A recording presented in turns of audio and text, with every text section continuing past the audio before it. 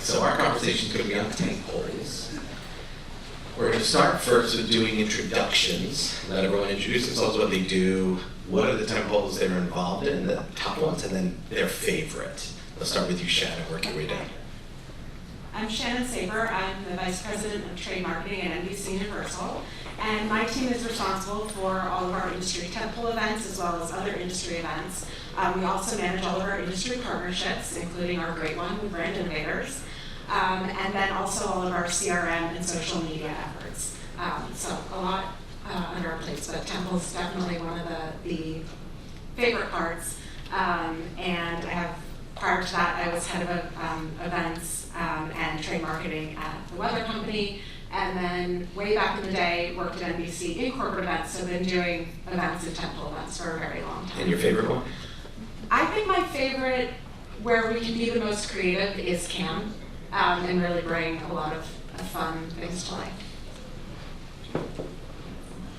Hi everyone, I'm Xhemile Poley. I lead events at LGN Solutions. So similar to Shannon, we're overseeing industry tentpoles, client experiences, and our sponsorships with different associations that we work with.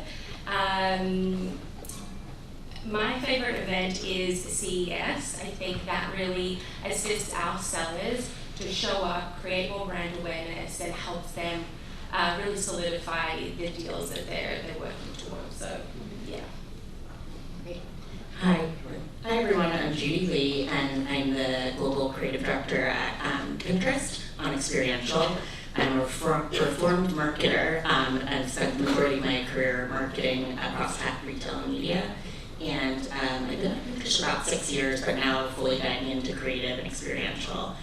In terms of tentpoles, we have, we work across consumer and business as well. So if we're thinking about B2B, I would definitely agree with Shannon and say my favorite tentpole is Cannes. That's like the ultimate moment. It aligns really well with Pinterest's mission and who we're about as a brand. So I feel like that's the ultimate in creativity. Cool. Hi everyone, I'm Carly Zip. I'm the Global Director of Brand Marketing at Amazon Ads. I think for me, obviously I would have to say my favorite tentpole is Cannes because my head of Cannes is here. So that was from Francis. But I also think, and I know we're going to get into it, that the ability to create your own tentpoles and your own share of voice event is super important. And so for us, the cool thing at Amazon is we encompass everything at Amazon Ads that can be monetized under our umbrella. So think Prime Video, think Wondery, Thursday Night Football, the Mothership e-commerce brand. And so when we think about that, and we think about how we put it all together as a story, it's really interesting to take it tentpole through tentpole and really have a moment at our share of voice owned and operated event. So we'll get into it. Awesome. And again, my name is Kontonis. I'm the Chief Marketing Officer of Revry. Revry is an LGBTQ+ streaming TV network. I was formerly CMO over at Viacom Ad Solutions and Digiday and a couple of other different companies. And my favorite is the New Fronts. I'm a little partial to it because I helped create the New Fronts, so I like that. The New Fronts, they're my favorite.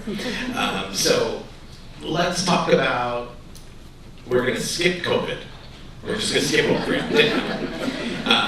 Pre-COVID to post-COVID. How have events changed, and how do you think they're going to continue to change into next year? Who wants to take that? I mean, I think one of the big things that everyone here can probably agree is the audience needs have changed. Where, previously people sent their entire delegations to some of these big tentpole events. Now they're having to be a little more selective about who they send. People's time is more valuable too. People don't want to sit through 45-minute sessions. They're also getting pulled in a million directions, so I think you have to be really strategic about not only who you're sending to these events, but then the programs that you're creating, the events you're creating, the sessions you're creating, making sure that there's really value for your customers and clients, and that you're being mindful of their time and really, making it a valuable experience because they're getting pulled in a million directions, and you want to make it valuable for them. Unless, Carly, you're Amazon and you send 100 people to Cannes or something like that. I don't know about I have to tell you, I agree with Shannon, we scrutinize our lists. And we chop them down and we chop them down, and we are always the bad guys, at least internally with our team. But I think because Port for us hosts over 5,000 people and also encompasses all of our brands, AWS, Wondery, I'm sure Francis could name the rest of them, they're escaping me at this moment. We have to kind of remember everything that's under our umbrella, as I mentioned, and Revry. Jury duty. Yeah, go Ronald. So I think because of that, even though it may look a little bigger, our challenge is actually a little different in that we need to think about how to weave all those brands together to tell a holistic story for our audiences to earn their attention. We don't want to have a million pieces of programming that just feel disparate. We want to have some great programming that can't miss, have to go to, that tells a holistic tale of Amazon versus well, hey, I got AWS for cloud services over here, and yeah, Wondery gives me some good podcasts, but how does it all tie together? So for us, our challenge isn't necessarily the scale, it's being more deliberate about what we say. And I agree with everything that's been shared, and one of the key builds, I think, kind of don't want to think back in the dark times, but we all have to become experts at becoming digital storytellers, right? We started calling it the W word, we're don't call it a webinar, and really just try to think, how do we bring experiences to life on digital platforms? So I will say the first year was definitely really rough, and it started with this ambition of saying, we want to create something that feels different, and we really want to be mindful of everyone's time, because I think we were all getting Zoom fatigue and VC fatigue. And so I forgot to mention this, but our owned Tentpoles, so we have our sponsored Tentpoles like Can and CES, but then our key owned Temple, which is actually happening next week, is called Pinterest Presents. And it's really, really evolved a ton from the first vision of what we started with post-pandemic, where it was, we tried to just be a little bit different, invest in sets, make it feel experiential. We probably, I think, show your hand if you said, watch party boxes during all those events. So, yeah, I think we all did that at one point. But this year, as we kept learning, and I think one of the different skills as well for our teams was skill building. They're wait, I was in charge of production before, but now you're telling me I need to be a creative storyteller. And so we really leaned into that. So if you haven't seen the trailers yet, we're really excited. We kind of think of it like 30 Rock meets a B2B digital ads event. So check it out on the 13th, Pinterest Presents. We got lots of really great talent, and we wanted to be mindful of people's time and really weave together an entertaining story along with our app product launches. Judy, I'm just checking my email. That invite can come in. I'll check again later. Thank you. Xhemile, you've heard scrutinizing the lists of people. You've heard digital storytelling, right? What else has changed, you think, from pre to post-COVID, and what do you see coming forward? So for us, we really oversubscribed during COVID. We were attending a large number of events, we were executing left and right, showing up to a dinner you cook yourself based in New York, and then attending an agency roadshow in Chicago, for example. So everyone was committed, we were at every single event. So now we're really, people are trying to show up with intention. They're engaged at our events because they want to be there, they need to be there, they're making the choice to be there, as opposed to, I need to be at this event to stay connected to my clients or whatnot. So I think using that moving forward, creating these experiential events and making our clients really want to show up is what we're trying to do. So. And we all committed as a panel to actually get into some good stuff. So this is the hard question. This is the nitty-gritty question. This is, to everyone had this task ahead of time to think about this. Tell everyone about a strategy you had going into an event, a very real strategy, and how that then manifested in the execution, in the programming you did, and the results that you got. Something that went from idea to reality. Who wants to go first? Sure, happy to jump in. So I think, a lot of us have all been to Ken Lyon. I've been many, many years with a few different companies. And, luckily, like the alignment between what Xhemile is, a festival of creativity, and what the Pinterest brand is, which is all about inspiring people to do things. And we actually say going from idea to I did. That's one of our favorite lines. So we took a risk because I think everyone has been to Cannes, and one of the things I would observe is that we would work our butts off to get like these great panels and talks going. And you get like the CMO of Coca-Cola and there's like 5 people in the audience. So then you spend all this time hustling to get people in the audience because you just know everyone at Cannes is so crazy busy, but no one wants to make their partners feel bad because, there's just so much great programming. So one year, and we definitely had to fight our product marketing teams and say, what if we had no talks, 0 talks? We're not doing any talks this year. And our space is all about doing, because that's a big part of our mission. We don't only inspire you, but you actually go do things. And we had 1 year of doing it, and then last year it culminated in what we were calling the Manifestival, which was like taking a cue from Gen Z. They're all about manifesting. And we made our thing just all about doing things, doing creative things, like whether it's getting tattoos. Yes, I got those. Did you get that on site? No, after hours. I didn't want to take up the valuable seats because we would have queues starting at 8. The tattoo shop next to the gutter bar? No. Just all in our space at the Carlton. But we programmed our whole space to just only be about doing things and working with our creators and just 0 talks.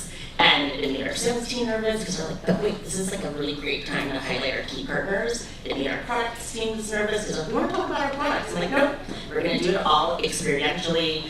There's so many talks. And so I will say the first year was a little shaky, but we still did well. But then I think this past year, the second year we did that, it just like blew up. And the only time we would do talks were at private events where I would say, okay, partner, you're in charge of bringing all the people. So then that took away the stress from our teams having to do it, whether we were working with agency partners or different associations. So I think that was a bet that paid off, and our results were better than ever. That's super. No talking, but doing instead. Xhemile, what about you? So I'm going to talk about CES again. It's a big one for us. There is a lot of content, there's a lot of meetings, there are a ton of events that everyone needs to show up to, so there is that fatigue and we need to draw people in. So doing more of the experiential activations within our suites, we have, LGS is still relatively new in the industry, so we have for the last 2 years had suites that we host our meetings in, but really creating a more of a relaxed space for people to come in, so it's not sales pitch in your face, and having some fun interactive elements that we try to host in the suites. What really works out well for us with a specific result is we had one client that we were speaking to had no idea that they needed more from us, but it was that connected moment, those connections that we made at CES, where it allowed us to see, hold on, we have a monthly spend of $1 million versus a $1 million deal of one-time thing. So just really creating these interactive elements help us engage with our specific audience. Shannon? So I think, and this came up in the previous panel as well, but we're all B2B marketers, but we're also consumers and we're fans. And so we've really taken a strategy of leaning into cultural moments and phenomena. So we've done this at Cannes the past 2 years and it's been really successful. But first year we leaned into, coming out of the pandemic, we were going to have our first BravoCon back in person. So we leaned into all things BravoCon, and it was Bravo Cannes. So we brought Andy and a couple of the housewives and some of the below deck crew. We had the below deck yacht, and it served as a meeting space. So we were just really weaving those cultural things and things that many of the people in this audience are probably big fans of, and then tied in relevant industry topics and things that resonate throughout those moments. And then this year we leaned into both SNL, which is approaching its 50th season, as well as the Olympics, which is going to be in Paris next summer. We're super excited about. And really, one of the things, everyone is sports fans, so bringing the Olympics, and then there's all these different industry topics, marketing to Gen Z. We have one of the new Olympic competitions is going to be breaking. And so we brought one of these up-and-coming competitors and spoke about marketing to Gen Z in our space. So you can really weave those cultural moments and get people excited about it, and then they want to come and talk to you, and you can have kind of both the business and the fun blended together. I think you may have 2 Bravo fanatics in the audience on my team over there. They may hit you up afterwards. I think for us, I agree with you. New Fronts is an awesome event, and I think it's also like people are still trying to figure out like where does it sit with upfronts? What is what's the differentiation? And we really straddle this like hard place of like, are we New Fronts? Are we upfronts? Where's our time best spent? So we've historically been at New Fronts, and this year we're actually going to be doing both. And not only that, but a third where we do these like agency dinners. So we tee it up with these really strategic agency dinners. Then we're going to do New Fronts. Then we're going to do upfronts. And I think what I really appreciate about the team is that they really looked at, who's the audience at New Fronts? Like, what are you saying, kind of subliminally by showing up at New Fronts? What are you saying by showing up at Upfronts? And where do you want to capture, these brands, and where do you want to capture your customers, where they're at? And so my team did an amazing job, and a Herculean effort of, again, taking all the programming on some of the Amazon channels that aren't as well known. Not everyone knows Freevee. I mean, we live and die by Freevee at Amazon, but we also know not everyone knows Freevee as well. Or we also know that the Prime Video slate is not maybe as enticing as an NBC or some of our competitors. And so the team did a great job of bringing some of that to life, bringing some of those top talent, those top creators. And then for us, we're in our 2nd year of Thursday Night Football. It's the largest, really kind of concentrated viewing with all the power of Amazon. We've been able to show kind of how we bring the data to the broadcast. We have great talent, and so utilizing that as kind of our golden egg to say, hey, this is when it's done right with us, was a great linchpin. And then to Judy's point, we rounded it out with really cool activations that people got really into. And so I'm excited to kind of see how they take it to the next level this year. That's super cool. Now, this wasn't planned. That I'm going to bring up New Fronts again. Sorry, Carly. I'm going to share you my insight on this one. Is we did the New Fronts for the first time as Revry, as a media company. We were on the IMB shared stage. Shared stage tends to not be so good because you're after one, after another. You get sandwiched in between. We had 15 minutes. What do?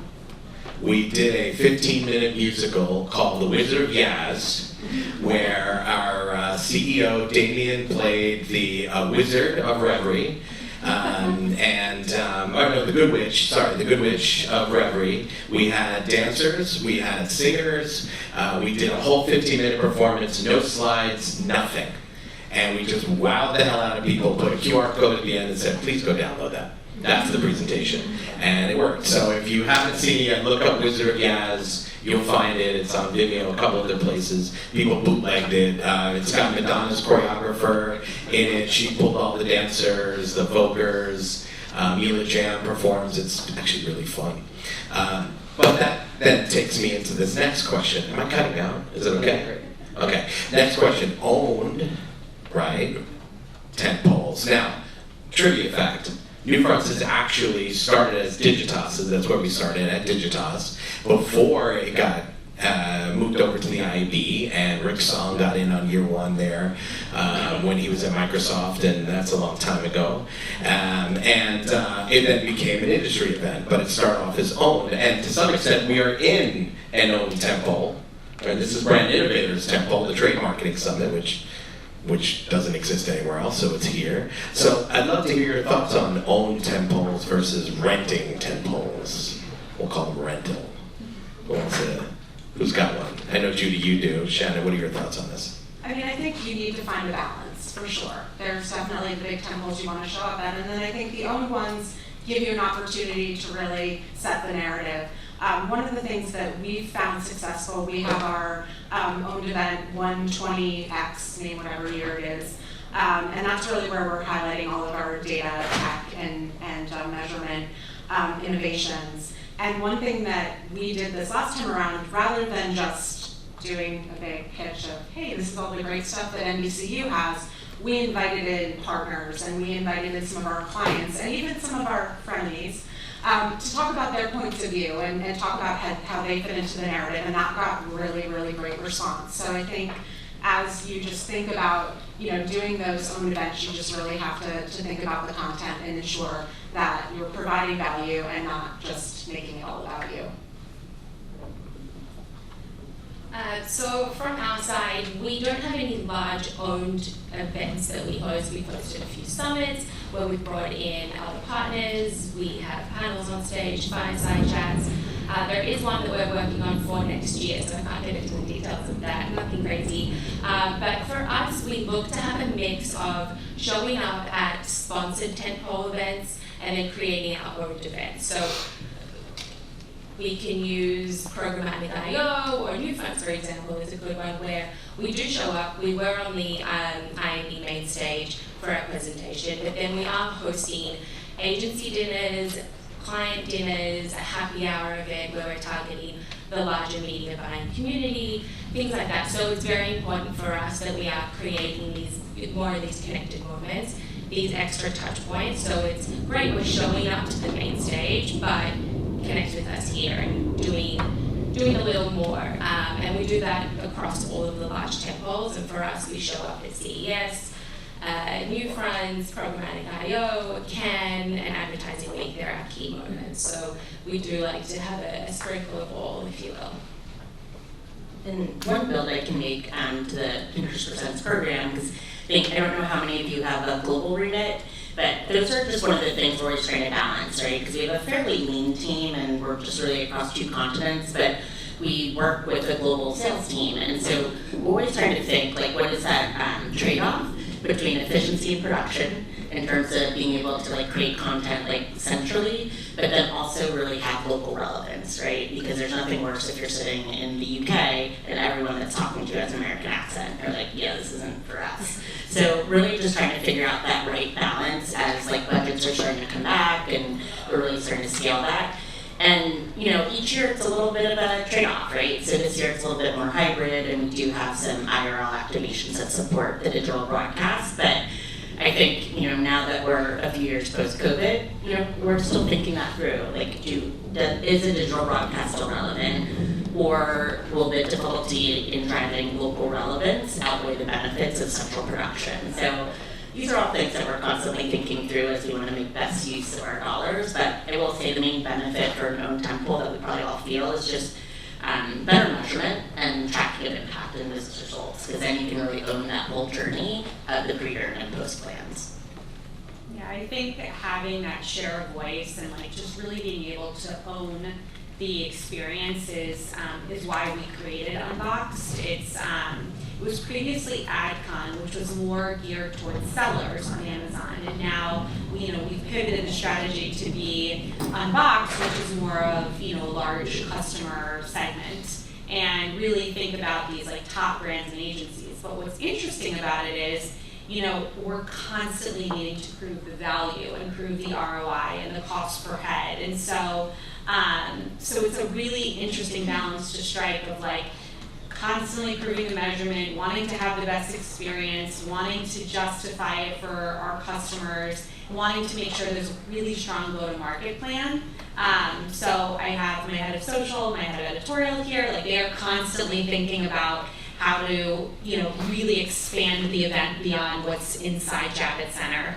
And we do find that having, a live stream really helps us. We're actually expanding this time for the first time into EMEA to, test that market and see if an extension event works. But I think it's really interesting, and I think, in the days of having less publishers and less people to put on events like this, brand innovators, Josh Golden and I used to work together at Ad Age, and he would put on these amazing events that you kind of tap into. But now that it's lessened and the landscape is a little less, and you want to be more pointed and intentional about it, I think having a shared voice of that really helps. We've all mentioned results at some point. no event is a book of business, closing right there, signing in the moment, unless maybe you're going to MIP TV or MIPCOM and you're selling shows on the distribution side. So how long do you look at these events to say, this was a result of that event that we did, and how do you then back up the investments that need to go into these events? It's a little bit of an extra question. We live for measurement. We love data. So we have like so many mechanisms to kind of track what that revenue looks like. We call our event, moments, touch points, and so we track the amount of touch points that a customer would have, and then we try to attribute it through a high value action. So afterwards, we know that a CMO of Coca-Cola is not leaving our event and like going on our website, but is he possibly looking at one of our shows and then talking to his contact over at Amazon Ads, or is he talking to Andy Jassy, who then brings it to us, or our head of the business? Those are ways that we have gotten really smart about tracking. I also think, and I tell people this all the time, you can build as much data and mechanisms around it, but there's also a human element, which is if you trust in the event and you trust that it is moving the needle, you're going to invest in it. And I think the team has done a phenomenal job of building trust within our own kind of ecosystem to then allow us to have more wiggle room to create what we want. And I'm sure these ladies would probably agree with some of that. I couldn't agree more with that point, because sometimes it's easy to get lost in the data, but depending on what type of event it is, so I think for the smaller like vertical events or the more intimate ones, where it might be more director or practitioner level, those attribution windows tend to be a little bit shorter, right? Because you're going right to the buyer or the person who's like in charge of working with your team. But then I think, as you go up, and if like in audience I can, we'll look at attribution windows of we do look at 90-day, but I think for me, I'm always pushing for a year. And so it just really depends what we've got going on, because my main thing is like, hey, even if we announce a new product there, it's not about necessarily buying it right away, because the person is so senior generally that who we're talking about, or we'll look at annual deal sizes, things like that. But we have gotten really hardcore to ensure that it's not that what we're driving, the impact we're driving is causal. And so our measurement team is hardcore in terms of attribution versus influence on what we're doing and what we can take credit for. And we also look at ROI, but then at the end of the day, it's a lot of our jobs to tell that story of impact. So I just love about how you ended that, because it is about trust. It is about filling in the gaps. Like some of these things or conversations wouldn't have happened unless we had created that moment for it to happen. Exactly what has just been discussed, the same thing with us, and there's always that battle of, we helped you secure this IO, we did this, but it is having that trust and knowing that, hey, executing this event assisted that conversation, you met in person at this event, that generated the deal because you were able to have that conversation. With us, we do like to, obviously, in terms of our measurement, track all the touch points, where we're hitting the clients, whether it's a gifting moment, in-person event, a virtual experience, whatever it might be. And then our time frame really is between that 6 to 12-month period. So just trying to see where we influenced or supported the sellers being able to close those deals. Yeah, I mean, everything everyone said definitely resonates. One thing we've worked really hard on over the past few years, and we have a little more time to do it during COVID, but really ensuring that everything gets done through Salesforce or whatever CRM platform you're using, so that you can have those quantitative, measurements and analysis. But then it is also qualitative. You have to meet with your salespeople after these events. You really have to get their take on it. And then, one thing we're also trying to do more of is when we're on site at events, oftentimes we get so bogged down with executing on a particular tentpole, but trying to build in that little bit of time to go out and see what other people are doing and sit in audiences and really kind of absorb what's working, what's not, and what can we try to do for the future. So I think it's finding a good marriage of kind of the quantitative and qualitative information. Super. We're going to open up to questions in one moment. Final thoughts on what do you need to do to stand out at a at Temple? How do you stand out? Give some nugget to people. I think our big thing is really around partnerships and figuring out who has similar goals, who has similar messaging, who's talking about similar things. And, recently at Cannes, Olympics was huge for us. So we looked to other people who were leaning into sports. And so that, people are torn in a million directions. They have so many options of where they can go, what they can, the events and the sessions they attend. So how can you partner with others, be it, agency, trade organizations, to kind of come together and give people one place to go rather than having to go to 3 different places. And that's been a really successful strategy at Cannes, CES, and a couple of other things. Make like a super magnet event where everyone's got to come to you. All right, we got super magnet.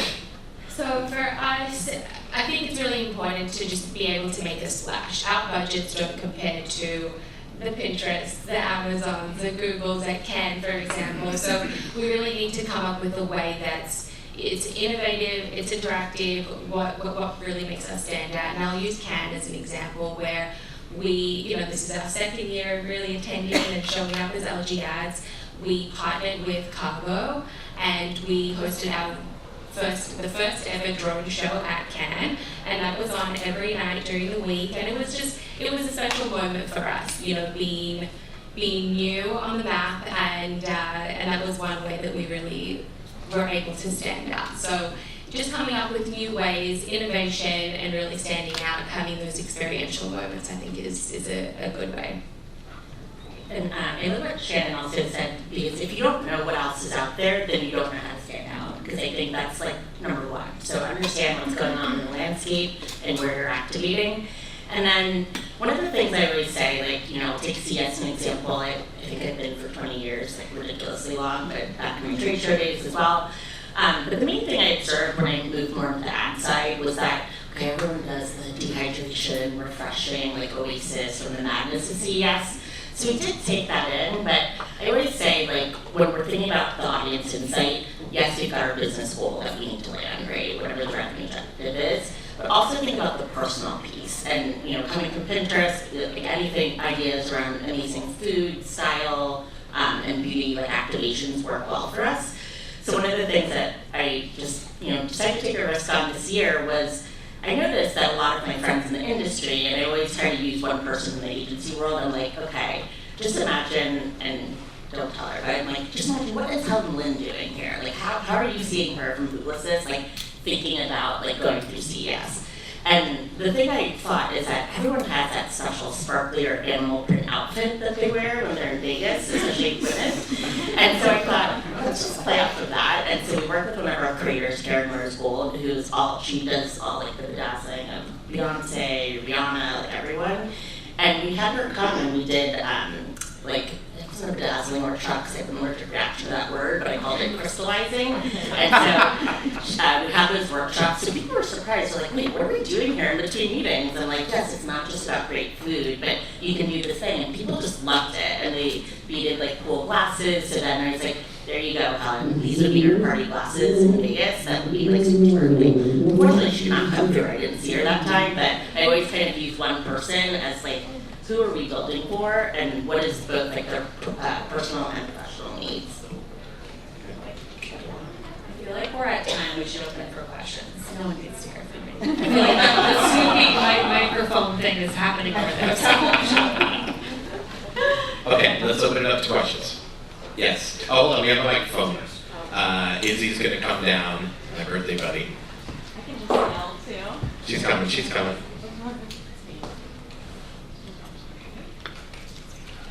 Okay, thanks. I wonder if anyone has any examples of really simple executions that drove a surprisingly large audience or super engaged audience. I'll just go back to the tattoo example. So we did come up with a lot of different activations of what you can do. And a lot of our B2B story is we're a full funnel solution. It's discovery, decide, and do. So we always try to bring that to life, but in more fun ways where it's not just about buying ads. And so the tattoo example was just one of the things we know that keeps people from getting tattoos, sometimes we wanted them, it's like they're like, oh, it's overwhelming options, there's just too many things. So we did have like a limited gallery of what they could pick from. And then we just made the decision super easy, because it wasn't who you would think would go to a tattoo activation. It was like folks in this room, essentially. And they're all like, oh, this is my first tattoo. I just was always overwhelmed by options. So that was just one way that we were able to bring that story to life. I guess tattoos is not that easy, but relatively speaking, yeah. I'll give you one at ALA Masters on the floor, iced coffee. Just having iced coffee, because none of these events, who made an iced coffee here this morning? I know I did. I had to get the ice, take the barista thing, pour it in front of them like, I want an iced coffee. Iced coffee. They never have them at events. Get an iced coffee. Simple, easy, not very I'll expensive. say that's true for Cam too, because you don't have iced coffee. Yeah, they don't want to make iced coffee. Yes, sir. You still have the microphone, and then we'll go to Josh over there. Thank you.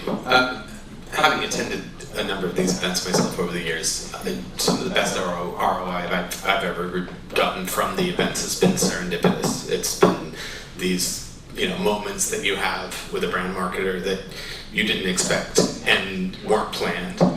How do you think about that from a trade marketing perspective? How do you encourage that serendipity? 100%. We want to encourage that, because we know that those are the most organic conversations, and those are the ones that are unplanned. You're probably getting the most done and connecting the most in the most authentic way, which is why we create big opportunities for people to gather. So just because we're all using Can, Amazon Port is an area that is open for everyone. There's cafe, there's iced coffee, there's activities throughout the day. There's an opportunity to connect with the brands. But then, our teams are knowing that they're going to be able to intermingle, and we are not going to be forcing that. The only thing we ask them is on the flip side, like, hey, just to be able to prove the ROI, can you make sure when you're back, when you're rested, when your hangover's gone, can you make sure to log it in to our system so that we can just give you credit for that? But I think for us, the ability to create just kind of like a central meeting place and almost like a town square that's all about Amazon, that is something we found successful, and we replicate it at CES, we replicate it at tier 2 events for us, whether it's OMR or upfronts. We did something at South by Southwest this year, so we try to create those kind of just like open areas. Josh, you got the last one. Sorry, I only looked here. If anyone else we missed, I'm so sorry, but yeah. Josh. Love this panel. Having worked at Ad Age in my past, it was it's a hard thing to do, but to come up with a good, about trade marketing. One of the things I think about for all of you is the question is, was there a particular brief that you force yourself to stick to because you know that, well, we want to be different than anybody else? How do we make certain that our thing is thought of as of the brand, but also thought of as interesting enough to have someone come to, versus we're going to have people come and have iced coffee, which is lovely. But like, how is Amazon's iced coffee, for example, different than Pinterest? And it's always a tough question to figure out how we made it live. Easy one, lay out for the end, right? Lay out. I like just being more on the creative side. I'm maniacal about the creative brief, and we think about our theme was manifestable, and it was all about manifesting. And so we would tap into our own data to make sure it was very specific to the Gen Z audiences that came through. And I think a big piece of it, because I don't know about all of you, but I always feel like I'm in the sprint for the save the date. It's like you gotta lock at least one piece of talent or attraction that you can put into the save the date. Otherwise, it just feels like everyone else has saved the date. So we're always in that sprint, even being at CES. Okay, we gotta lock something that we can talk about by October, and hopefully that is that differentiator of who you are as a brand, that thing that will intrigue, or I like to say hook and hold people, because that way they're prioritizing you versus all the other places they could go, because we know at CES is always such a trying to get from point A to point B, someone's always late, all of that. So this is how you make sure they prioritize you, because they've learned to expect a certain something of your brand.